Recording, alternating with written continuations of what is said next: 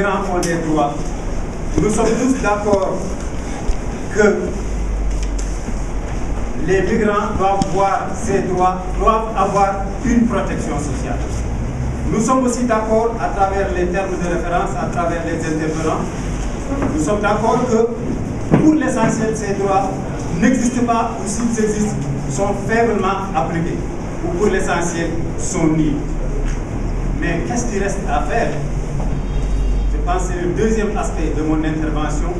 Je pense qu'aujourd'hui, c'est le temps de l'action. Les gens ont pendant longtemps parlé, prenant en charge, sans ayant une certaine légitimité, la problématique migratoire.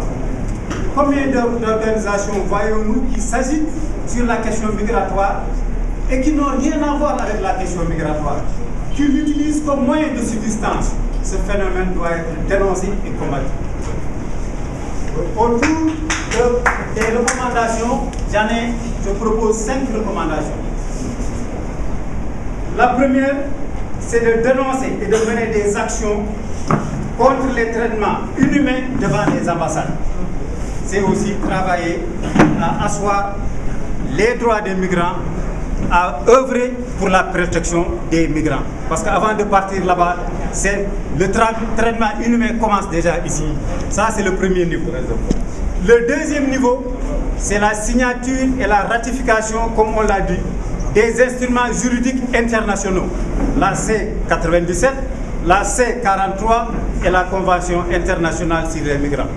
J'ajoute cependant qu'il nous faut aujourd'hui réinterroger la C97 et 143. Parce que C97, c'est depuis 1949. C143, depuis 1975. Au-delà des aspects objectifs, positifs, je pense que nous avons aussi un devoir, après toutes ces années, plus de 60 ans, plus de 40 ans, de les réinterroger. C'est une exigence intellectuelle et politique. Le troisième niveau, c'est de dénoncer, comme je le disais tantôt, et d'agir contre toutes les organisations utilisant la défense des migrants comme moyen de subsistance. Ceci doit cesser. Au-delà de la parole, on doit avoir une plateforme d'action. Identifier qui est qui. Il y a de bonnes organisations de la société civile. J'assume mes propos. Il y a de mauvaises organisations de la société civile qui utilisent les migrants comme masse de manœuvre. Quatrième point, réorganiser le mouvement de lutte des migrants, et ceci doit être dans la durée. Critique et autocritique. Je pense que la société civile ne peut pas rester jusqu'à la veille des sommets pour tenir des conférences, des meetings. 200 personnes vont se réunir, on va se mobiliser cet après-midi pour faire une marche, après basta, c'est fini. C'est de l'irresponsabilité. Ceci doit cesser. On doit inscrire cela dans la